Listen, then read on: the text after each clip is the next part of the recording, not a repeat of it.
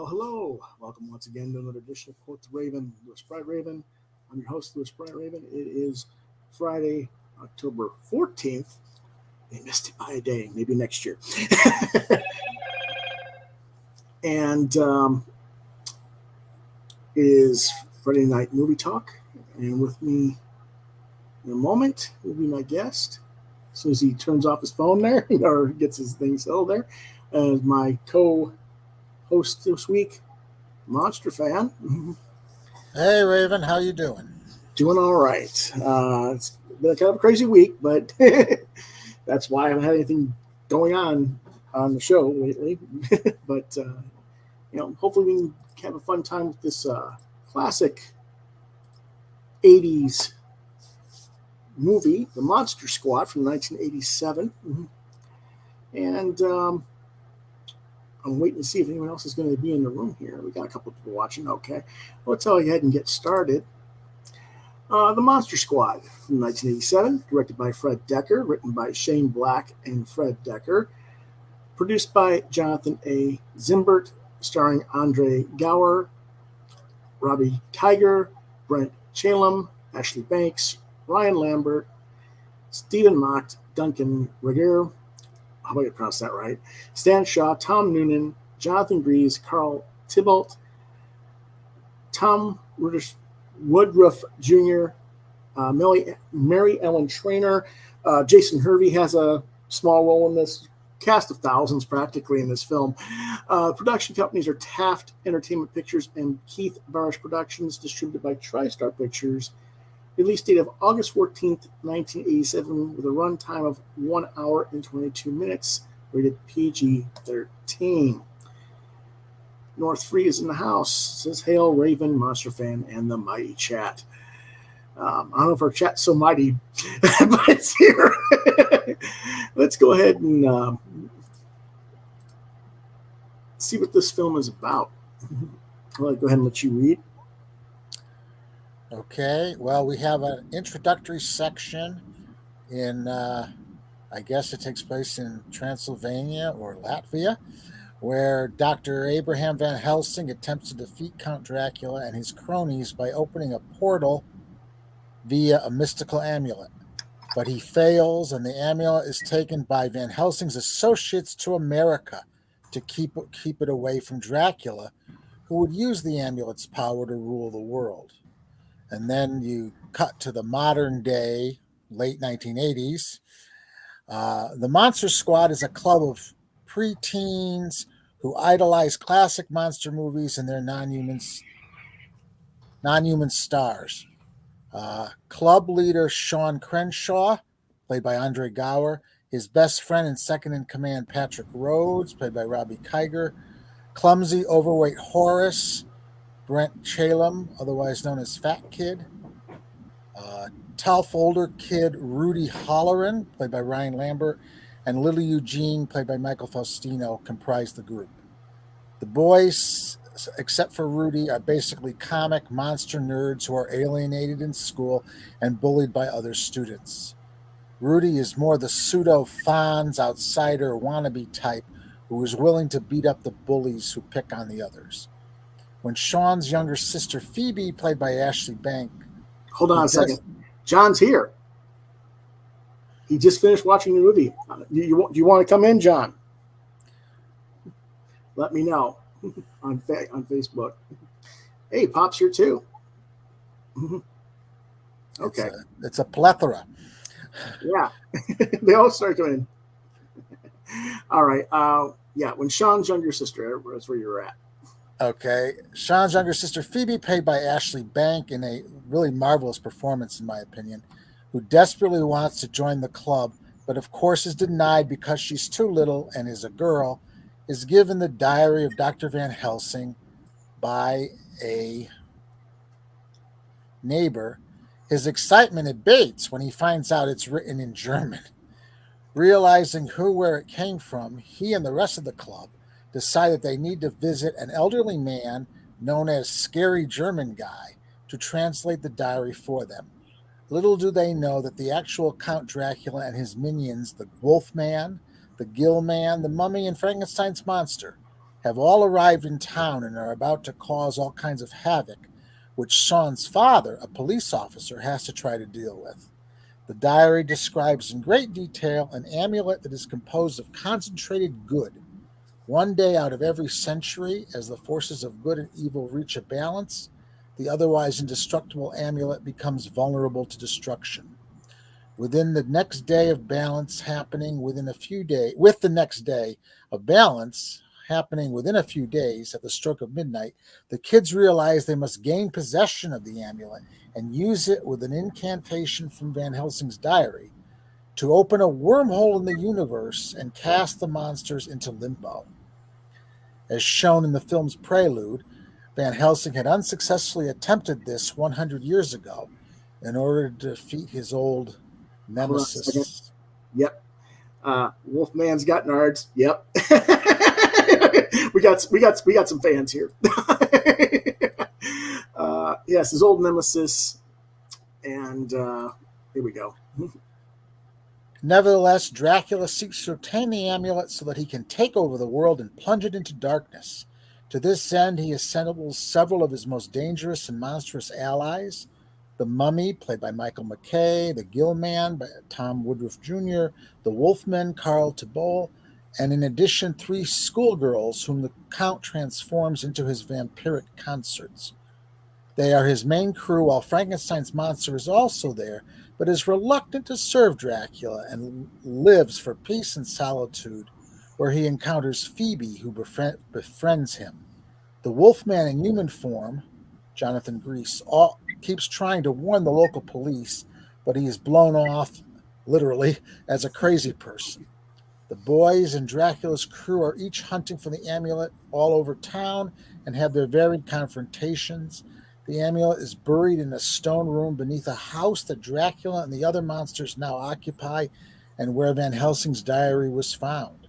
The room is littered with wards which prevent the monsters from taking it. Let me go ahead and continue. Or do you want to read it? Go ahead. No, go ahead. The Monster Squad break into the house and acquire the amulet, narrowing escaping Dracula's grasp. They confer with the German elder. I call him German elder instead of scary German guy. Who informs them that the incantation must be read by a female virgin. As midnight approaches, the squad makes their way to a local cathedral to make their last stand. Meanwhile, Dracula destroys their clubhouse with dynamite. Where does he get dynamite? Anyway, drawing the attention of Sean's father, Police Detective Dell, played by Stephen Mock, who has been charged with investigating all the strange occurrences in town, which of course have been caused by the monsters. But he remains skeptical about any supernatural causes until he sees Dracula himself in person. Unfortunately, the doors to the cathedral are locked, and so the incantation must be read on the stoop, leaving the squad vulnerable to attack. They enlist Patrick's sister, Lisa, played by Lisa Fuller, to help them, as she is the only virgin they think they know. However, the incantation fails because Lisa isn't actually a virgin anymore. Oops. As the monsters close in. And John's joined us. Hey, John. Hello. Hey, John. As the monsters close in, the squad deduces that Phoebe must complete the task of opening the porthole, and the German guy attempts to help her to read the incantation as the squad fends off the monsters. Let me get this silly screen thing that's messing me up here. Okay. In the ensuing battle between the groups, Dracula's consorts, the Mummy, the Gill Man, and Wolfman, are similarly defeated. Dracula arrives to destroy the amulet when Frankenstein's monster intervenes to save Phoebe, impaling Dracula on a wrought iron cross. Phoebe finishes the incantation, opening the portal, which begins to consume and absorb, suck in the bodies of the monsters to the limbo dimension. Dracula, who is still alive, attempts to drag Sean in with him, but Sean impales Dracula with a wooden stake as Patrick grabs Sean before he can be sucked into the portal. Having briefly escaped from limbo, Van Helsing appears, gives a thumbs up to Sean on a job well done, and then pulls Dracula to his doom. As Frankenstein monster is drawn towards the portal, Phoebe holds onto him and pleads for him to stay. But knowing that he doesn't belong on Earth, Frankenstein's monster lets go of Phoebe's hand, but accepts her gift of a stuffed animal to remember her by. The portal then closes, ensuring the world's safety. Of course, now the National Guard or Army show up, and they are like, "What's going on here?" Well, we know something happened, but we're dumb because we're the military. And Sean steps forward and hands the general a business card and introduces himself and his friends as the Monster Squad. And that's pretty much how the movie ends. Now, there are some interesting notable facts. Originally, Black and Dekker, and I just love calling him Black and Dekker because of the hardware. But anyway, they wanted to use the actual Universal monsters and pitched this film project to Universal Studios originally. They ultimately passed on it and then prohibited the use of the official versions, of course. This is what led Stan Winston to come in and redesign all the monsters' makeups and costumes to make them unique to the film, which is probably one of the strongest elements of the film, I think. Unfortunately, this film tanked in theaters and only earned $3.8 million in the box office. This is partly because it was buried by another cult classic of similar style and substance, The Lost Boys, which is released by Warner Brothers only 2 weeks earlier and had already earned $23.5 million in the month of August '87 alone. Not to mention they were competing against RoboCop, La Bamba, the Bond film The Living Daylights, and multiple other blockbuster hits that had come out in the weeks prior to the film's release. Both Black and Dekker went on to work on major properties as writers and directors. Ironically enough, RoboCop, Black actually did uncredited script doctoring on RoboCop 3, and Predator, which Black wrote on script doctored the original film and then later co-wrote and directed the 2018 film The Predator. Black also wrote and directed Iron Man 3, ironically enough. So you can kind of sort of see where their careers went. Dekker went on to do some other films. I can't remember exactly which ones now off the top of my head. I think he actually directed RoboCop 3, if I'm not mistaken. Yeah, that could be. But it is there. So let's go ahead and, well, I don't want to do it that way. I want to try and figure out how to do this so we can get everybody's heads here. There we go. Well, that's too much. That's better. It's been a while since I've had more than 2 people on the show. I was surprised to catch you on here, John. I thought you were doing rehearsal for a show tomorrow for the church. Oh no, we had that rehearsal last night. Okay. So, yep. So yeah, I'm done with my theater shows for a little while. So, which I'm glad of. Yeah, so that means you might be able to come back and join us on a regular basis again. That's good. Yes. Now, you just finished watching the show, the movie. Yes, for the very first time. Okay. Well, I think that's true for all 3 of us. I did not know about this film until about 2 weeks ago. I discovered it because I was watching. I don't remember what station it was on Dish Network. I had it on, but there's a documentary, Wolfman's Got Nards, which is about the fan base.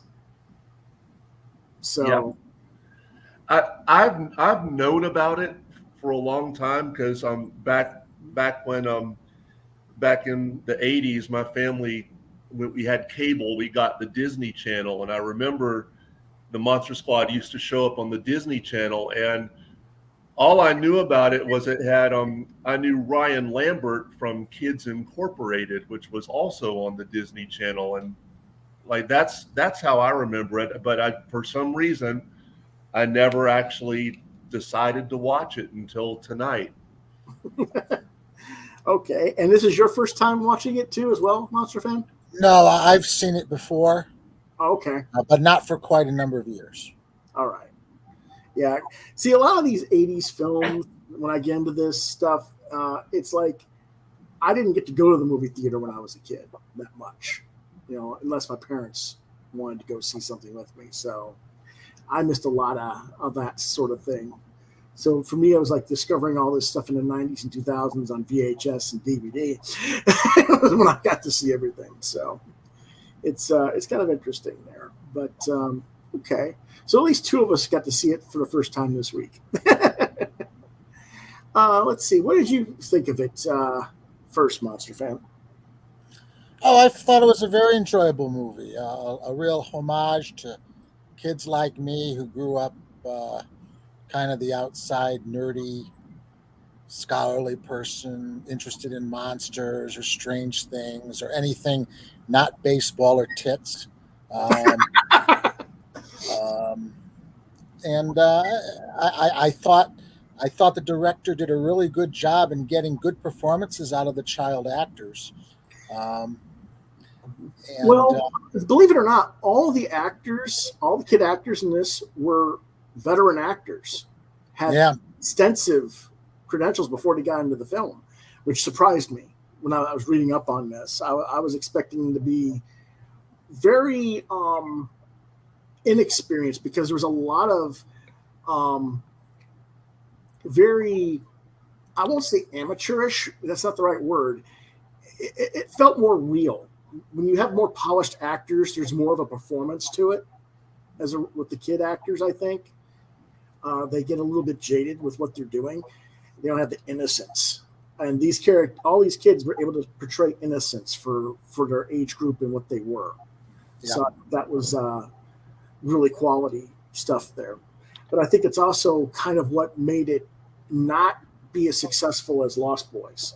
Because while Lost Boys had the more polished actors, I guess you could say, with Corey Haim and Corey Feldman, it geared more towards an adult theme with sexuality and stuff that wasn't here in this film, because this is more geared towards a younger audience. Well, they were also portraying older teens where those themes are more acceptable. Yeah. Well, actually, Corey Haim wasn't that much older. I think he was only supposed to be 14 in the film. So I don't know. I mean, yes, the older, obviously the vampires were older, and Jason Patrick and the others were older. But I don't know. It's kind of an interesting thing. But like you say, the whole thematic structure of Lost Boys is just geared to an older audience. Mm-hmm. But I think that's what kind of people tend to want. Kids want to go to something that's more adult. You know what I mean? Sometimes. I don't know. It's interesting. How about you, John? I enjoyed it. I mean, I wouldn't call it a classic film, but like some people would. But I enjoyed it. I do think the actors were very good. I liked, of course, I mean it. I mean, if they couldn't use the exact monsters, they did a very good job with them. And I liked like the homage to Frankenstein, when he sees the little girl for the first time. Um, Mm-hmm. Yeah, so, that's true. Okay. For me, since I saw the documentary first, I was kind of built up to it a little bit, I think, maybe. I wasn't disappointed in the film, but the premise of the story with the amulet didn't quite make sense to me. I didn't get the point of opening a portal to a limbo dimension to suck everything in. I mean, that would be what Dracula would want to do. Wouldn't Dracula want to just bring all the hell's minions from limbo over to our side? He'd want to open the portal himself. So I didn't quite understand the point of that, but it was okay. In that, I just wish they'd better explain that. Again, I agree with you both that the cast, the kids were great. Like I said, they're all experienced child actors, and they all presented a more innocent element. They didn't have that polished child actor sensibility to them that I'm used to seeing, which I thought was really good. I thought the monsters were all a little bit silly, except for Dracula, played by Duncan Regeer, who I thought was superb in the role. Although there were some scenes like when he takes his cane and he lifts it up to get the electrical storm to wake up Frankenstein's monster. I was like, that could have gone better. The cane just looked too phallic. but considering that this was on a very tight budget, when you think about all the special effects that were in this film, on a very tight budget, everything was done relatively awesomely, I think, in that respect. Winston, of course, Stan Winston's a genius, but him and his crew, they did a really good job on making the monsters interesting, at least to look at. Like I said, I think the main thing is they try so hard to thread the needle of being a kids movie, but still try to capture the same zeitgeist that Ghostbusters and Lost Boys were thriving upon at the time. And it doesn't quite work because while it has a similar type of black comedy and supernatural comedy as the other two films, this film is also about a coming-of-age story for the boys and learning how to stand up for yourself in the face of adversity, whether it's societal pressure, whether it's bullying or whatever. And I think that's a great theme for the movie, and it works for a kids' movie. But it also makes it so that some adults might not appreciate the film for the story's cleverness at times, whereas the other films are geared more for adults. And I think that's why it kind of faltered in the box office when it came out. That makes sense? Mm-hmm. Okay. Now, before we started, Monster and I were talking about the editing of the film and the directing of the film. And it could have been just perhaps the editing of the film as we were watching it on Pluto TV, because they kept cutting it every 8 minutes for ads. But it just seemed like the editing was the film's greatest weakness. That they kept skipping in points of time. And I couldn't tell if I was missing something that affected the story pacing some. Did you have that problem as well, John? No, I watched it on Vudu, so I didn't have to worry about ads. Okay. And fortunately, my internet didn't go down, which was always nice. Yeah. But yeah. So I was able to watch it continuously. I didn't. There were a couple of points where, and I can't remember exactly where they were now. Mm-hmm. But I mean, there were a couple of points, where I thought, the editing could have been tighter or what have you, But really, I just tried to go with it, and not think about it too much. Yes, if you really think about the film, the plot is going to fall. I think overall we can understand why the film has the cult following that it does. But we also can see, due to the aspects of the other films that were of similar nature but geared towards adults and just what was out there in theaters at the time, why the film didn't do very well in the box office and ended up being a cult favorite instead of a box office hit.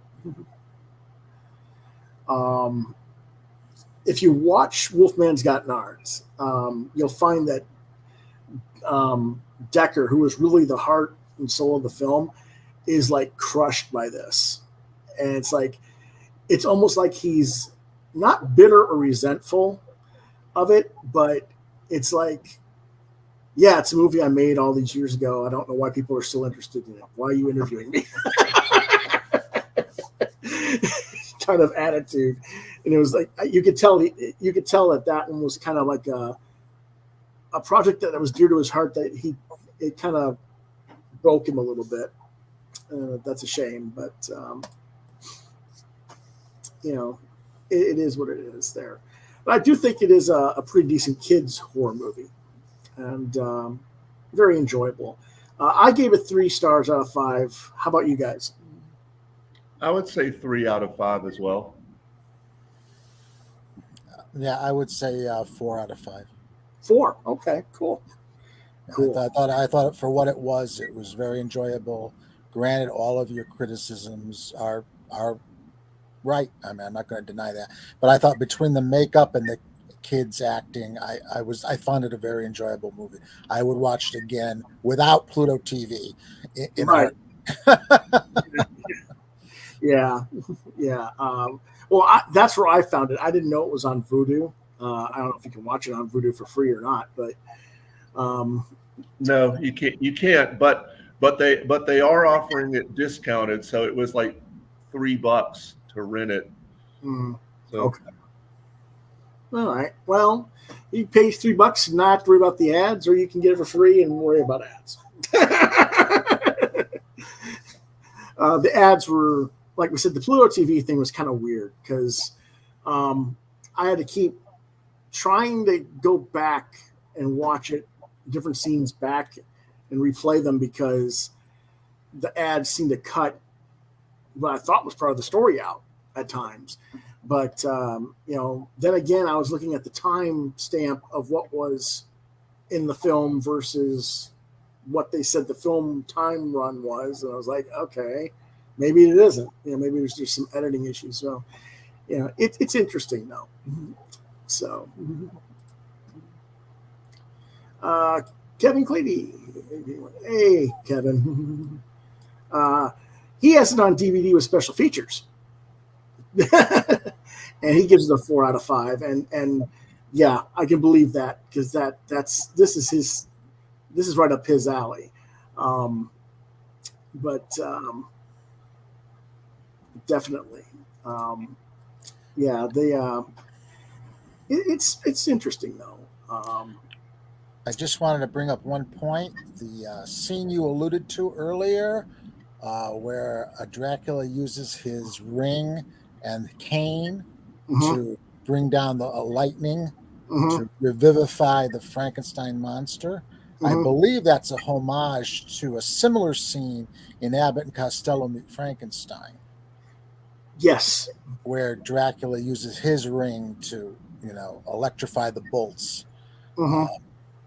So. Yeah, I kind of just wish that they'd just had the cane in a little bit different place, a little bit there. That it was just how it was shot. It was a little bit funny looking there. But that absolutely. And that was kind of what the point of the film was. When you mentioned Abbott and Costello and Frankenstein, that was definitely what they were trying. They were trying to go for that, but with a little bit more dark comedy. Yeah. It was that kind of film. And so, I think they kind of achieved that with a little bit of, Goonies, which ironically, Mary Ellen Trainor is the mother of the kids in the Goonies, and she's the mother of Sean and in this film too. So it's quite, there's a lot of parallels to different things in this film to other period piece films of that era. That it's interesting that it fell through the cracks to become a cult film rather than a successful film box office wise in its own right. Of course, like I said, both Black and Dekker went on to do other things that have become much more well known. I don't know if people like it. Some of the stuff that they've done elsewhere. But it's it's interesting that we see where these guys start at and where they end up evolving as their careers go along. Let's see.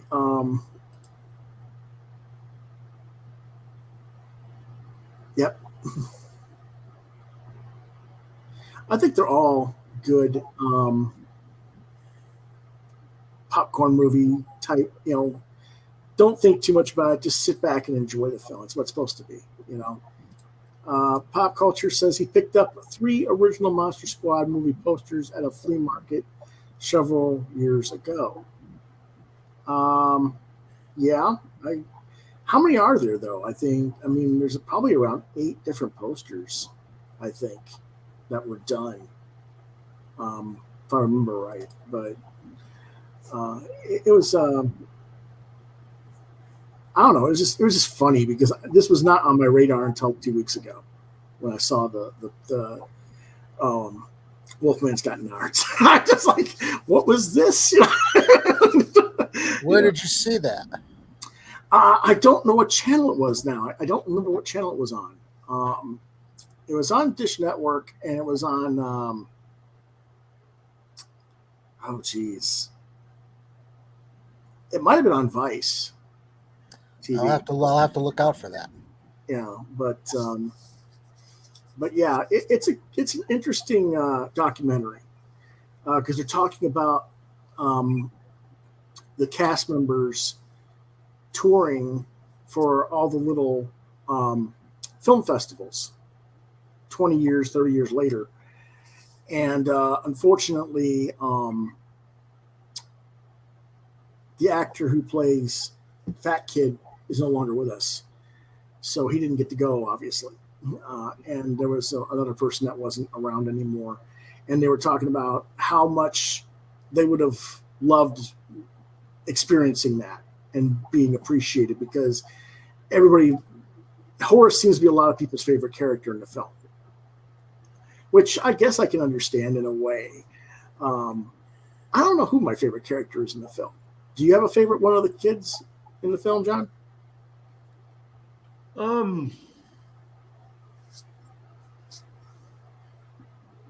Not really one. I can't really pick one out. Yeah. Yeah. And is it just me, or does this feel like a precursor to the Stranger Things crew? Do you think the Stranger Things guys saw this film and were influenced by it? They could have been. Could have been. Yeah. Because I see parallels between them. But, the thing is that there's just tropes and themes that work. So everyone knew a kid like that or was that kid. Yeah, I guess that's true. Yeah. Of course, Jason Hervey playing the bully. They're picking on him at the beginning of the story there. He goes on to be in the Wonder Years as Ben Savage's older brother. And he's a kind of a bully and a dick in that show, too. It's like, is that his shtick now? What's up there, John? Huh? Nothing. Oh, you were just looking upstairs. I'm like, huh? What? But so yeah, it's been quite the interesting experience with this film. I think I don't know. I kind of want to see more on the monster makeups on it, which you do see in the Wolfman's Got Nards. They do talk to the not to Winston, but they talk to his understudies that were doing the actual work, physical work on making them. So North Free says Stranger Things was based upon a movie, so perhaps just the feel of it. Yeah, that could be. That could be just what it is. I just kind of, I don't know. It's interesting there that, they don't really have, I keep seeing different characters fitting the roles, but I don't know.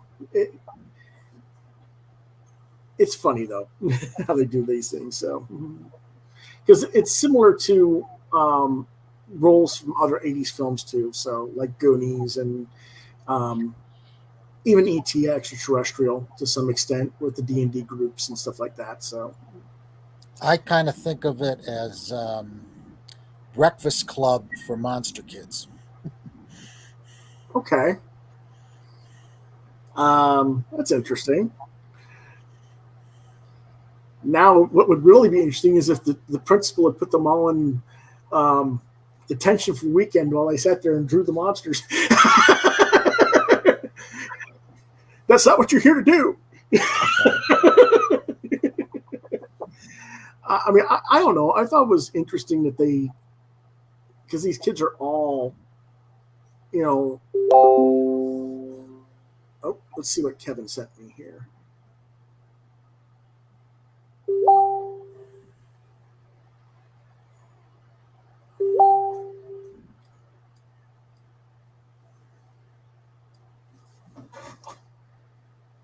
Oh, okay.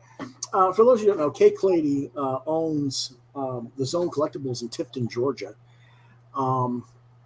He's I've known him for about 27, 28 years now. We used to both live out in Arizona. Let me see if I can share the screen here and make it show up. There we go. This is actually stuff that he's got in store right now related to the film. Cool. Can you guys see that? Yes. Yep. Okay. That's cool. That's nice. Whoops. There we go. And then he's got, whoops, that's not it. Where's the other one? There you go. Very cool. So there's other things that are there. Yeah, I should have known he'd have something to that effect because he's got so much crazy stuff. I mean,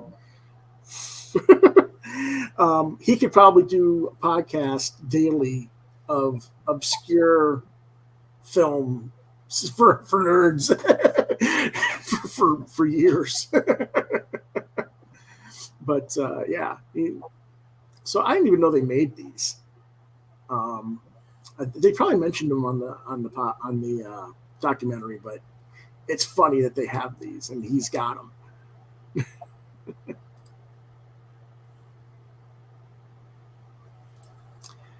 These were from 8-Bit Zombie. Okay. All right. Yeah. So that's awfully cool. If you want to know where, again, go ahead and write that in.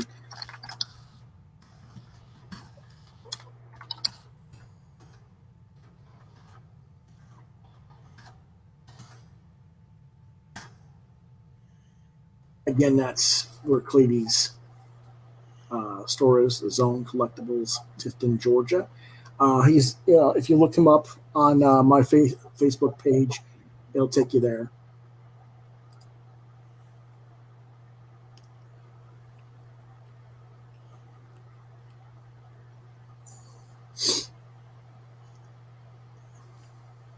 He's got all kinds of cool stuff.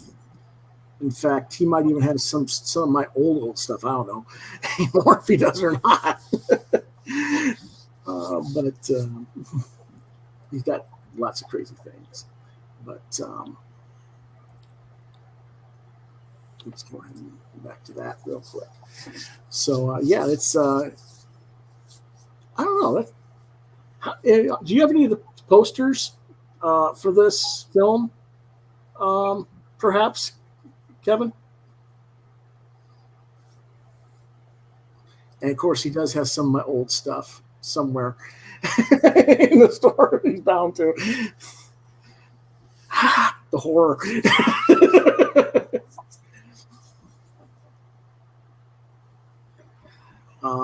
Yeah. I know I showed two of the posters in the.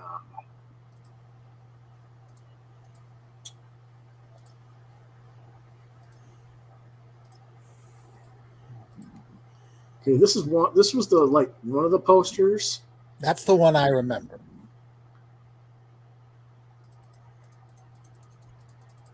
Oops, and there was the other main poster for the theater. And let me see if I can find some of the other ones real quick here.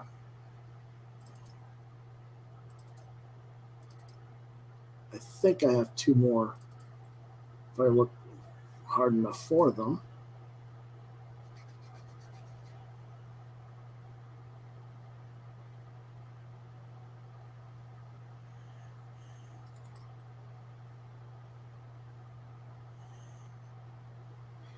Oh, of course you don't want to open. There it is. Okay, that was just the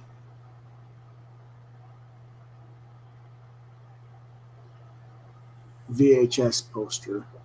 Okay.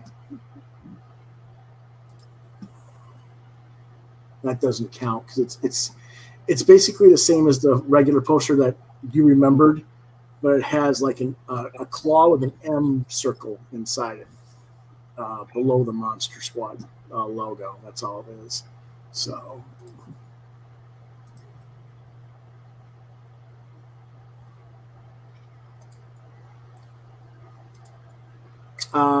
there were a few overseas distros. He actually had the cast sign at the warehouse. So there you go. He's got some of the posters. There you go. And then there's one of his arts. All in art style, right? All illustration, right? Next week's movies will be Nosferatu, 1922 and 1979.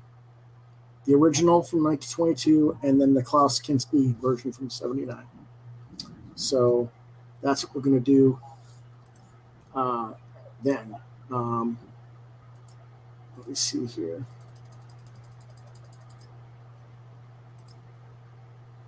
There you go.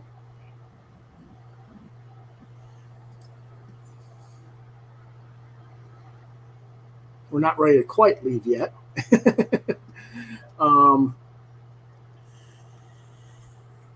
Yeah. Yep. He does love his job very much so. I could talk all day about him and his his exploits.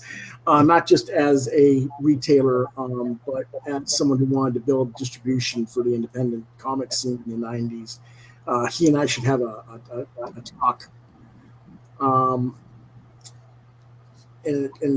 tell everybody about some of the dark side of that sometime. I'd listen to that podcast. Yeah. Yeah, that sounds interesting. Because what was it? I mean, I really don't want to get into all of it because I don't want to remember and say something that wasn't accurate. I'd rather have Kevin tell it. So down the road, he and I will probably have to have that conversation. Let's see. With or without the typo, like music and music video. Yep.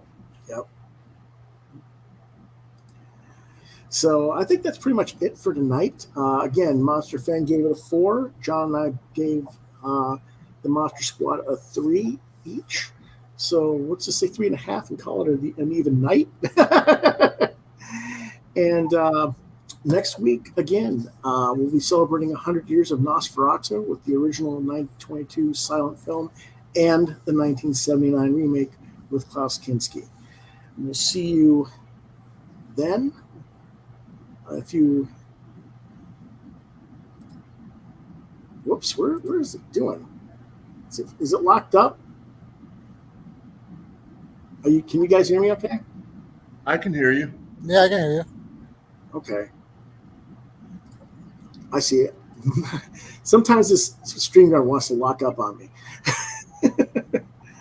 But if you like this film, or this episode, or you think others might, please do us a favor and hit the like, share, and subscribe buttons to continue to get content from my channel.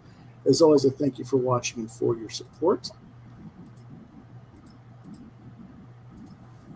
If you want to contact me, Facebook, Lewis.BrightRaven, at Twitter at LewisBrightRave2, DeviantArt.com/BrightRaven is where you can find some of my artwork. You've been watching Quoth Raven, Lewis BrightRaven exclusively on YouTube. If you have questions, comments, recommendations for other films or comics that you want me to review, something like that, QuothRavenLBR72@gmail.com is the address to reach me at. And if I don't get back to you within a day or two, try LewisBrightRaven@yahoo.com. That is all for tonight. I want to thank my guests, as always, Monster Fan and Figaro, John Norris. Thanks for shouting. Glad I could be on tonight. And hopefully we'll have you back for next week for Nosferatu. Yes, 2 other movies I've not yet seen, so I've been meaning to watch. You're in for a treat. Yeah, awesome. Cool. So we'll get you going then. It's good to have you back, man. All right. Thanks, everyone. We'll see you next time. And have a good night. Good night, Raven. Good night, everybody.